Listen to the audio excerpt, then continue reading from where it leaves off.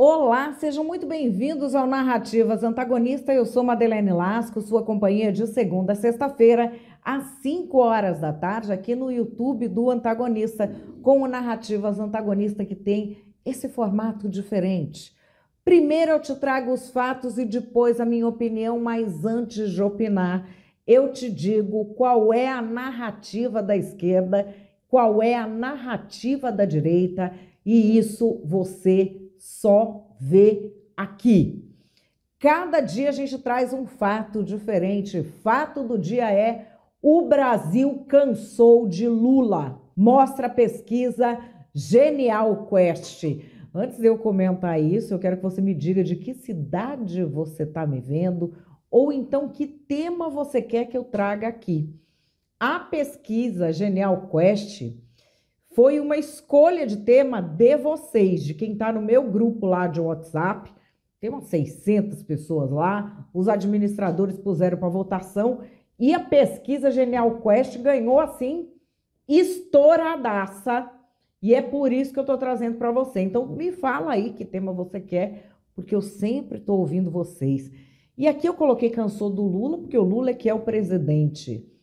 Mas cansou também do principal ajudante do Lula, quem dança esse balé com o Lula desde a época da eleição de 2003, na verdade, que é o Jair Bolsonaro, que apoiou o Lula na eleição de 2003. O Lula ficou com o PL desde lá, quando ele se elegeu, fizeram juntos grandes obras pelo Brasil, como o Mensalão, como o Petrolão, e aí agora eles, no discurso público, um tá contra o outro, mas na prática o resultado para o país é que o PT tá aí no poder e acho que o brasileiro cansou. Você cansou? Ou você gosta? Gosta? Falou, nossa, a política só melhora. Esse povo aí no poder melhorou a política pra caramba. Bom, enfim, vamos pro fato do dia. Fato do dia: o Brasil cansou de Lula. Mostra a pesquisa Genial Quest. Gente, vamos lá. Eu quero abrir com esse artigo do Rodolfo Borges, aqui para o Antagonista, que tá muito legal. Na tela, o Brasil cansou de Lula e Bolsonaro. É uma leitura crítica da pesquisa que eu vou trazer aqui para vocês. Lula sustentou uma candidatura presidencial inviável em 2018 e conseguiu colher seus frutos em 2022. Jair Bolsonaro segue na mesma linha, sustentando uma candidatura presidencial inviável para 2026 e sabe-se lá quando colherá seus frutos. O certo é que as empreitadas do petista e do presidente de honra do PL transcorrem às custas da saúde política e institucional do Brasil. Lula, que hoje posa de defensor do STF, desafiou todo o judiciário brasileiro ao manter sua candidatura presencial, mesmo dentro da cadeia. Bolsonaro, por sua vez, deu pretextos para os ministros do STF exercerem poderes que eles nem sequer têm, com seus desafios infantis e um autoritarismo estéril, que vem sendo usado há anos como desculpa para ampliar o escopo de atuação política e legislativa do Supremo. Gente, o artigo, olha, é muito legal. Ele toca em todos os argumentos que parte vai fazer, que a outra parte vai fazer. Eu sugiro que você leia, que você se aprofunde. Enquanto isso, vamos aqui para o Zé Inácio Pilar e o Wilson Lima, trazendo o resultado da pesquisa Genial Quest. É uma pesquisa super extensa. Eu gostei muito da forma como eles foram mostrando os principais públicos do Lula e como eles vão degradando. Eu trouxe aqui numa outra edição mostrando que o Lula está aumentando impostos e está pagando auxílios, está quebrando o Brasil para ter uma plataforma para 2026. Essa pesquisa, do jeito que o Wilson Lima mostra, vai te mostrar muito claro que é o seguinte: nem pagando Bolsa Família mais está ajudando. para ter voto. É uma situação na tela. A popularidade do presidente segue em tendência de queda, segundo pesquisa Genial Quest, publicada nesta quarta-feira. De acordo com o levantamento, 57% dos brasileiros desaprovam seu governo, um percentual que cresce desde julho de 2024, quando estava em 43%. Os que aprovam a gestão do petista são 40%. E eram 52% em dezembro do ano passado. A partir de quando a aprovação passou a cair continuamente, apenas 3% dos 2.004 ouvidos em 120 municípios em 29 de maio até 1º de junho não souberam responder essa pergunta, o que mostra que todo mundo tem uma opinião. Além disso, 43% disseram ter uma avaliação negativa do governo, contra 26% que o enxergam de maneira positiva e 28% que o consideram apenas regular. Wilson Lima, mesmo se o Lula ou o Sidônio, né, os dois juntos, abrirem a torneira da gastança, seja para propaganda, seja para medidas populistas, vale isso, auxílio aquilo, você acha que ele consegue reverter essa espiral de decadência? Definitivamente não. Na verdade, eu vou ser mais incisivo. Com toda certeza, não. E sabe o que é mais curioso, Inácio? É que a própria pesquisa dá esses indicativos. Vamos colocar na tela, por gentileza, um primeiro gráfico, que é justamente o gráfico sobre a evolução da desaprovação do governo Lula. Se a gente for perceber ali, ó, o índice de desaprovação do governo Lula fica um pouco, se acentua depois da crise do Pix e não volta, não recua. E tem um detalhe interessante desse primeiro gráfico, quando você sai do patamar de 56% para 57% entre março e maio deste ano, esse é o período que já é contaminado pela crise do INSS. Daqui a pouco o Rodolfo ele vai falar um pouquinho sobre isso. Tem um outro gráfico que também dá outro indicativo interessante, ó, que esse é um ponto importantíssimo nessa pesquisa e que, na minha opinião, Inácio, joga uma pá de cal nesse governo. Por quê? Porque o governo Lula perdeu, é a primeira vez que uma pesquisa Genial Quest mostra que o índice de desaprovação furou a bolha dos católicos. 53% dos católicos desaprovam o governo Lula. Até então, os católicos ali mantinham uma certa tolerância com o governo Lula. Entre os evangélicos, o índice manteve-se estável. Deixa eu pegar o terceiro gráfico, que é outro gráfico importante que responde a tua pergunta, Inácio, sobre a questão das políticas públicas do governo Lula. Esse gráfico aqui da esquerda, ele mostra o seguinte, que há uma redução, isso aqui é muito, mas muito importante, há uma redução do índice de aprovação do governo Lula junto aos beneficiários dos programas do governo federal. É bom lembrar que o governo Lula ele aumentou o Bolsa Família e também instituiu o programa Pé de Meia, ou seja, dois programas importantes e que têm custo bilionário. Mesmo com esse gasto, você percebe que o governo Lula não consegue atrair esse eleitor. E quem votava no Bolsonaro quer votar em quem? Aparentemente, num candidato que seja ou apoiado por Bolsonaro ou identificado por ele, mas que não seja nem ele nem os filhos dele. Oi? Oi, oi. É isso que está acontecendo agora. Vamos lá. A alternativa favorita dos bolsonaristas ao ex-presidente é a ex-primeira-dama Michele Bolsonaro, com 44% das preferências. O governador Tarcísio é o favorito para 32% dos eleitores de direita. O Lula está perdendo espaço para todo mundo. E, por outro lado, o pessoal da direita está crescendo. Cresceu todo mundo. Cresceu Michele, cresceu Tarcísio, cresceu Ratinho Júnior, cresceu Caiado, cresceu todo mundo à direita, menos o Bolsonaro e Eduardo. Significa. Mas, enfim, Lula aparece empatado com Bolsonaro num possível segundo turno. Em março, ele aparecia ganhando de pouca margem, de 44 a 40. Tarcísio aparece agora com 40% contra 41% de Lula. Em março, quando fazia uma simulação de segundo turno, dava 52 para o Lula e 26 para o Tarcísio. Olha a mudança. E aí, põe aqui na tela, olha, Jair Bolsonaro está inelegível até 2030 por decisão do TSE e enfrenta, no momento, um julgamento por tentativa de golpe de Estado. Ainda assim, diz que vai ser candidato a presidente em 2026. Para 65% dos brasileiros, Bolsonaro devia apoiar outro candidato e não ser mais candidato. Oi? Exatamente, para 65%.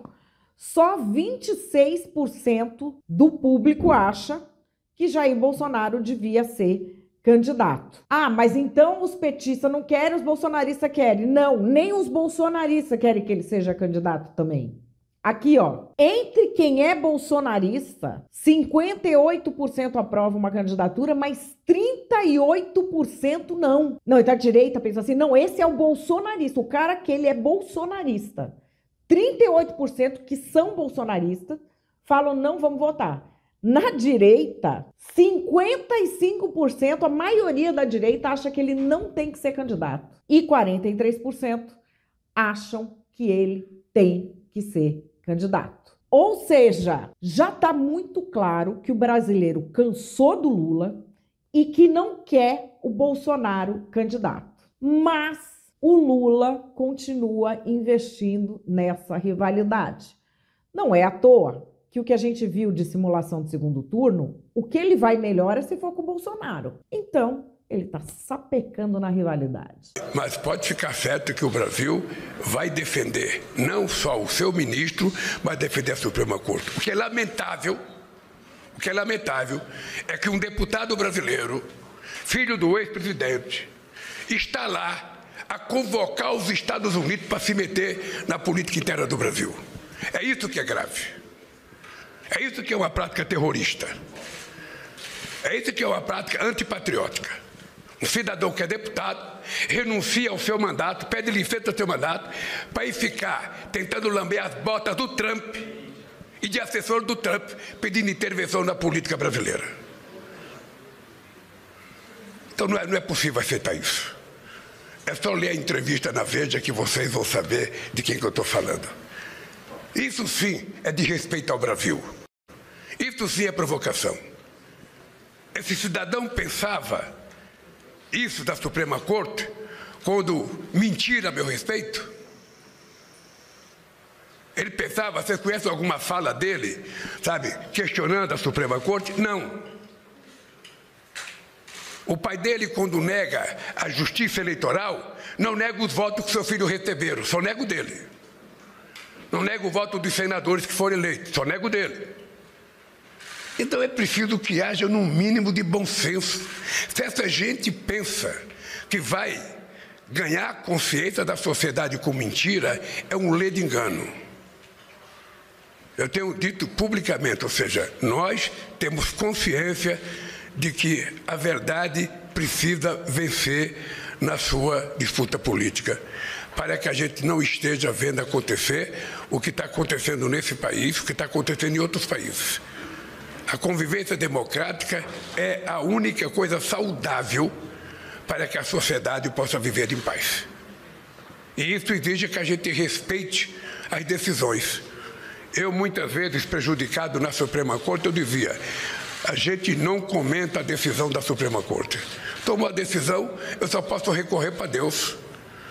Eu recorri para a ONU, ganhei, mas a Suprema Corte não aceitou. Vou fazer o quê? Eu não vou ficar brigando com a Suprema Corte. Então, se tem um juiz que não faz o que eu quero, sabe, esse cidadão foi indicado pelo presidente da República e indicado e referendado pelo Senado. E todos merecem respeito. Eu não quero saber se foi Dilma, se foi Bolsonaro, se foi Temer, se foi Sarney, se foi Fernando Henrique Cardoso, se foi Lula que indicou. Se ele indicou e passou nas instâncias que tem que passar, ele tem que ser respeitado. Nossa, gente, terrorismo. ir para o exterior reclamar de decisão do judiciário, de ministro do Supremo, de outras instâncias, achei pesado. Eita, acusação pesada feita pelo presidente Lula, hein? Não contra o Eduardo, contra o ministro Cristiano Zanin. Nossa, para que isso? Que ingratidão! O ministro foi lá fazer um apelo para falar que o Lula estava preso injustamente, está falando que o homem é terrorista agora. Que é isso, presidente? Nossa, o homem te defendeu tanto. Nossa, tem gente que esquece, né? Que ingratidão. Por isso que a gente tem o Recordar é Viver. 29 de abril de 2022, canal, aliás, oficial do presidente Lula, o canal Lula do YouTube, trouxe isso aqui. Advogados de Lula comentam decisões da ONU na tela. A ONU nos mandou uma decisão que acolhe todos os fundamentos que nós apresentamos. São artigos que dizem respeito ao direito de todo e qualquer cidadão a um julgamento justo e imparcial e também ao direito de ter os seus direitos políticos respeitados. A Lava Jato se utilizava de fatores externos para violar a presunção de inocência e, portanto, cometer atos arbitrários dentro de um processo que deveria ser justo, independente e imparcial. Mas nós conseguimos, não apenas no Brasil, o reconhecimento de que tudo era ilegal e arbitrário em relação ao ex-presidente Lula,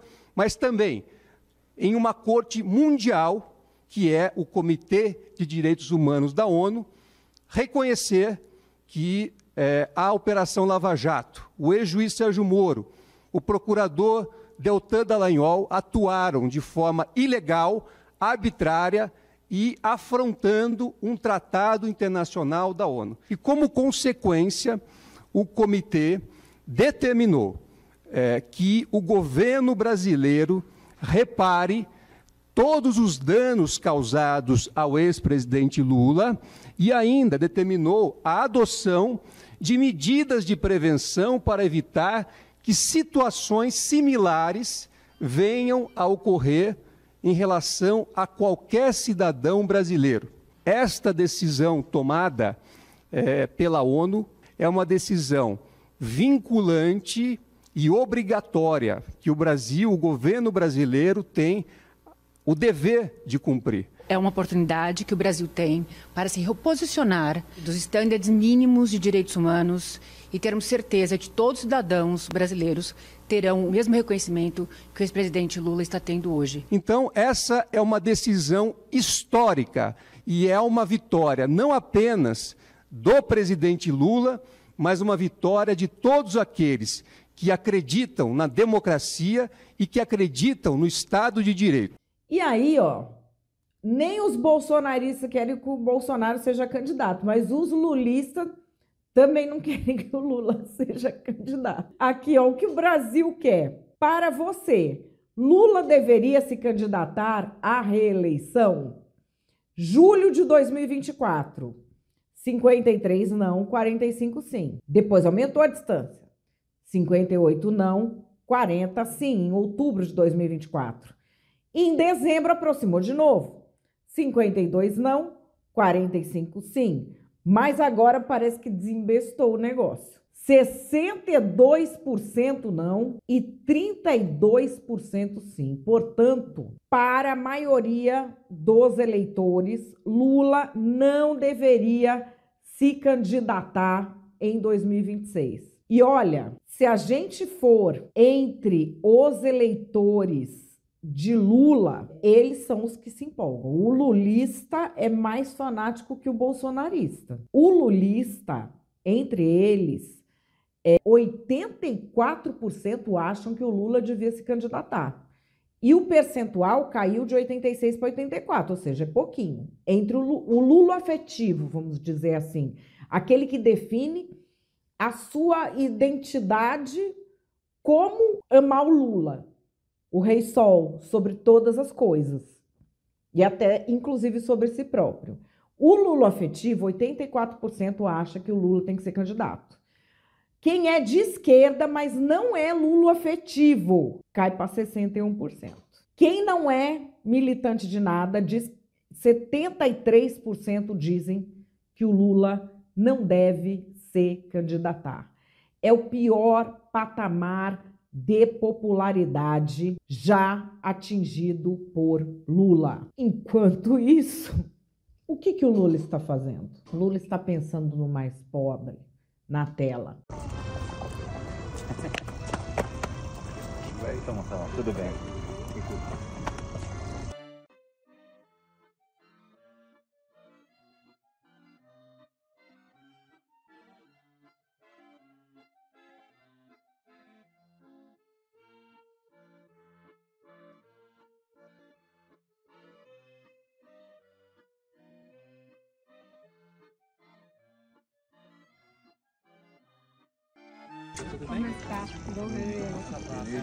Bonjour, comment ça va? Vous allez bien? Merci d'être là. Senhor presidente, muito feliz de estar aqui. Eu sou brasileira também e muito honrada em conhecer seu vídeo. Obrigada. Merci en tout cas d'être là.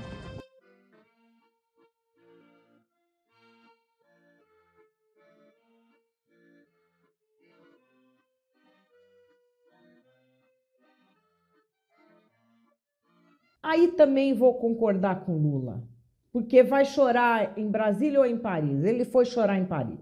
Nós estamos pagando para ele chorar em Paris. Entendeu? É isso. Pessoa podendo chorar em Paris, por que vai chorar no Brasil? Isso aí dá para entender perfeitamente. Mas aí o que é que você acha? Você está cansado do Lula? Está cansada do Lula? Cansou do Bolsonaro? Cansou dos dois? Cansou de tudo? Ai, cansei. Lembra aquele movimento? Cansei? Ou só dona de casa tem direito de lançar movimento cansei, porque o resto tá só de conversa? Calma, que antes da gente achar as coisas, vamos para as narrativas? É uma pesquisa que não dá para entender. O emprego melhorou, o PIB está subindo, o governo está mostrando serviço, mas cai a avaliação do presidente Lula. Isso a gente já sabe o que quer dizer, que é urgente a regulamentação das redes sociais. Por que isso está acontecendo? Porque a extrema-direita joga o jogo sujo das teorias da conspiração e das fake news, que o povo não consegue se defender. Eles vão turbinando fake news, eles dominam as redes. E é por isso que o presidente Lula perde a popularidade. Porque as pessoas não sabem checar as informações. E por isso que é tão importante, já que o Congresso se omitiu, que o Executivo e o STF regulamentem as redes sociais. Porque isso aqui é uma democracia e é para isso que eu fiz o L. Faz o L.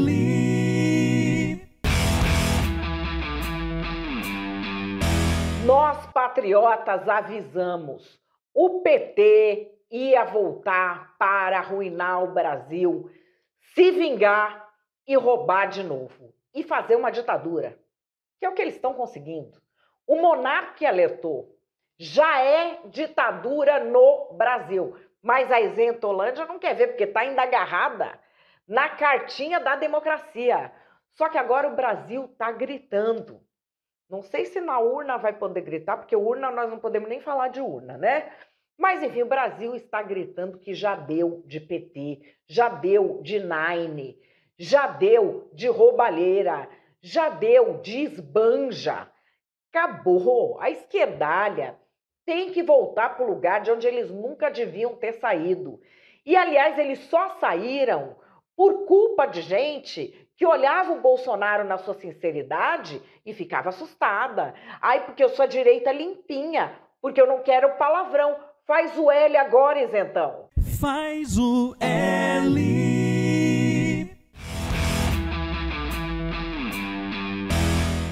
Qual é a minha opinião?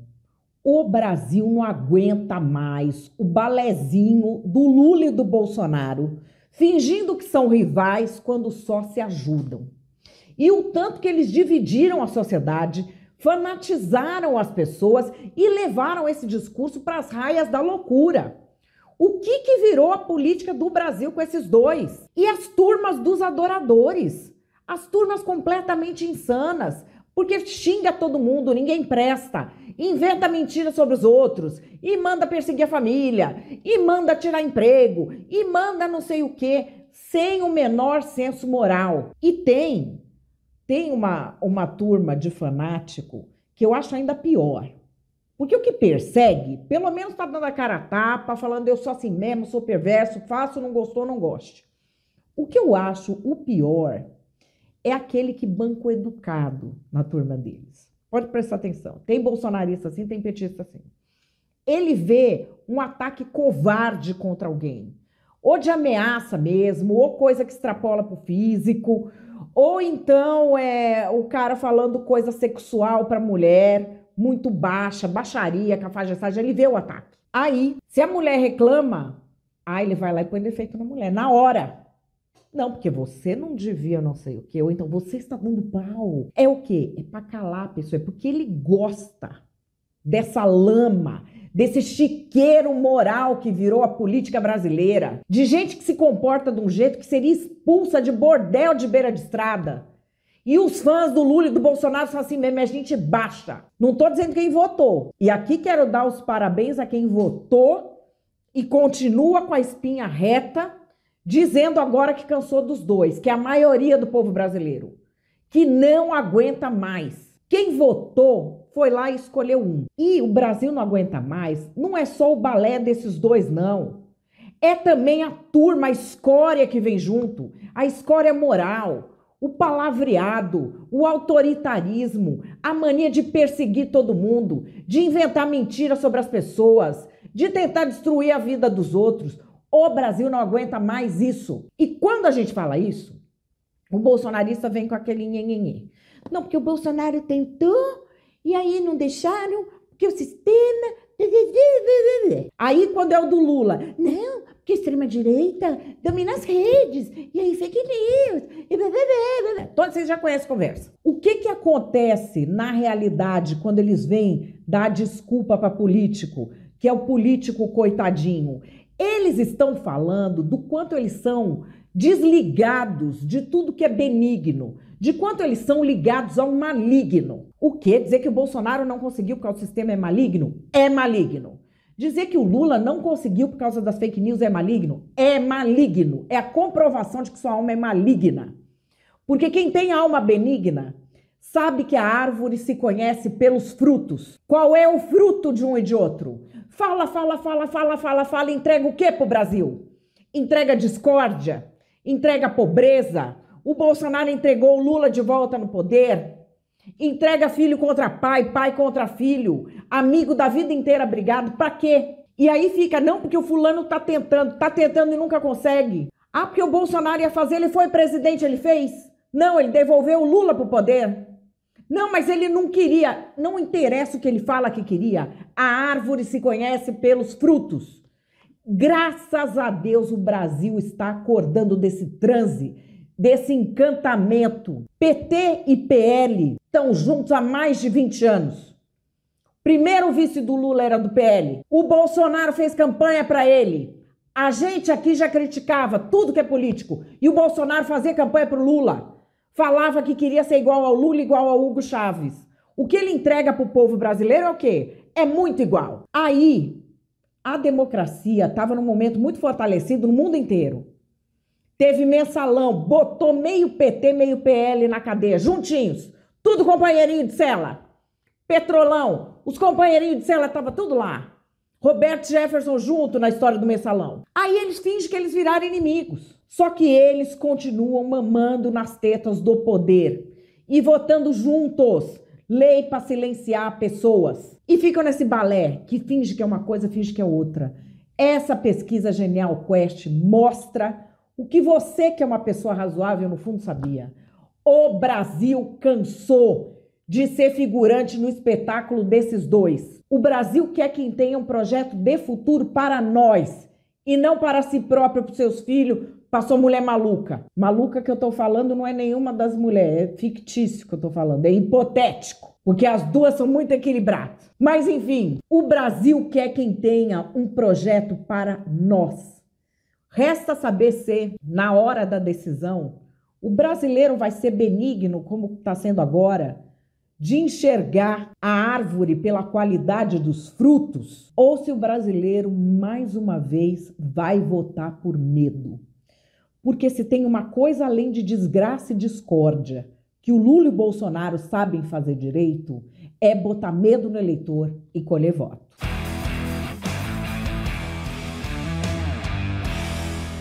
Pois é, meus amores, vou ficando por aqui. Eu tô full pistola esses dias. Alguma chave mudou dentro de mim. Eu não aguento mais, gente. Eu não tenho mais paciência. A minha paciência com essa gente acabou. Acabou. Mas enfim, eu sei que você tá aqui esperando a expressão do dia. E eu queria que você colocasse: a árvore se conhece pelos frutos. Vai aí, coloca: a árvore se conhece pelos frutos. Além de ser para eu ver se você chega até o final, se você é da família narrativa do cara que fica lá em cima, vamos espalhar a palavra, gente, porque não está dando. Não está dando, mas quem sabe unidos a gente consegue esse ponto de virada, de valorizar mais quem pensa o Brasil, quem tem um projeto melhor para o país. E é isso, vou ficando por aqui, amanhã eu volto às 5 da tarde. Não esquece de deixar o like, já deixou? Dá para deixar até na TV, rapidinho. Vê se está inscrito no canal do Antagonista, se você ainda não está, inscreva-se, estou de volta amanhã às 5 da tarde. Beijo, até lá.